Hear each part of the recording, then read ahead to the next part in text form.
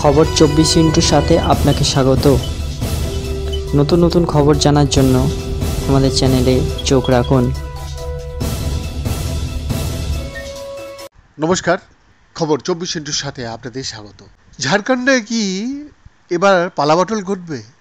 বিরোধী জোট ইন্ডিয়া কি ঝাড়খণ্ডের মসনদ নিজেদের দখলে রাখতে পারবে, নাকি বিজেপি এনডিএ সরকার গড়বে? সেই প্রশ্নের উত্তর মিলবে আগামী 23শে নভেম্বর।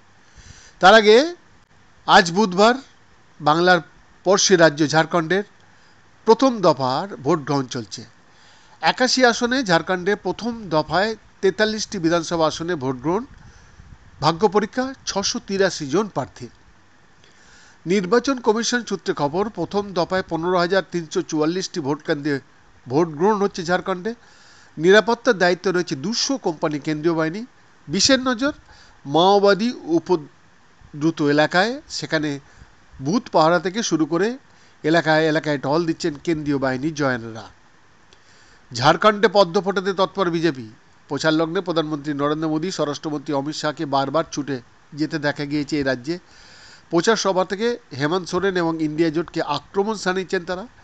অভিযোগ, ঝাড়খণ্ড মুক্তি মোর্চা, কংগ্রেস আরজেডি জোটের সরকারের মদতে গত 5 বছরে আদিবাসীদের জমি গ্রাস করেছেন বাংলাদেশি অনুপ্রবেশকারীরা। তুলনায় ইন্ডিয়া কিছুটা আগোছিল। শুধু তাই নয়, মুখ্যমন্ত্রী হেমন্তের বিরুদ্ধে জমি কেলেঙ্কারি, দুর্নীতির অভিযোগ নিয়ে সরব বিজেপি। অন্যদিকে অনুপ্রবেশ নিয়ে মোদী সরকারকে পাল্টা খোঁচা দিয়েছেন হেমন্ত। টেনে এনেছিলেন বাংলাদেশের প্রাক্তন প্রধানমন্ত্রী শেখ হাসিনাকে ভারতে আশ্রয় দেওয়ার প্রসঙ্গ। অভিযোগ পাল্টা অভিযোগের মধ্যেই আজ বুধবার ঝাড়খণ্ডে চলছে প্রথম দফার ভোট গ্রহণ। প্রথম দফার ভোটে বিজেপির গুরুত্বপূর্ণ প্রার্থীদের মধ্যে রয়েছেন প্রাক্তন মুখ্যমন্ত্রী চম্পাই সোরেন সরাইকেলা, তার পুত্র বাবুলাল ঘাটশিলা থেকে, দুই প্রাক্তন মুখ্যমন্ত্রী মধু কোরার স্ত্রী তথা প্রাক্তন সাংসদ গীতা কোরা জগন্নাথপুর থেকে, এবং অর্জুন মুন্ডার স্ত্রী মীরা পোটকা কেন্দ্র থেকে।